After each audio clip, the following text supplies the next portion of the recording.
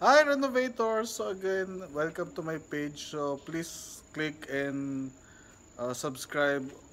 Check the link description below on my YouTube and Facebook channel. So ito, nagre-renovate ako sa First Park Homes, Laguna.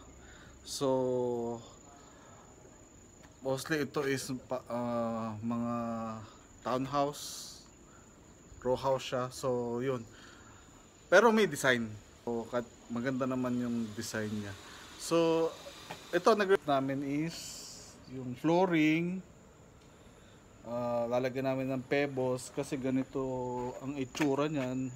So, from being madamo to ganito, lalagyan namin ng pebbles siya na may design. Then, also, lalagyan namin ng kitchen cabinets. So, dito, lalagay kami ng cabinets, kitchen. Then at the same time, maglalagay kami ng mga window sa grills na may design ng as per client. So yun ang mga scope of works lang again. Ito, suggest ko, mas maganda talaga kung ang garahe nyo is lalagyan nyo ng pebbles with design.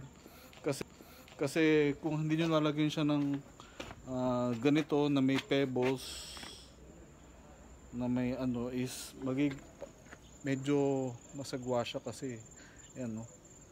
So ito ginawa namin ito, so bago namin gawin to, ang masasuggest ko lang sa mga gusto magpa-renovate is just make sure muna bago, ang una naming first step ginawa is tinabas yung damo, excavate namin. Pagka excavate, naglatag kami ng bakal, then sinemento, then ito na yung pinaka final pebbles. So again, quick tips lang renovator. So again, kung gusto nyo magpa-renovate, just message me or message 8 Core Construction Services. Thank you renovators, bye!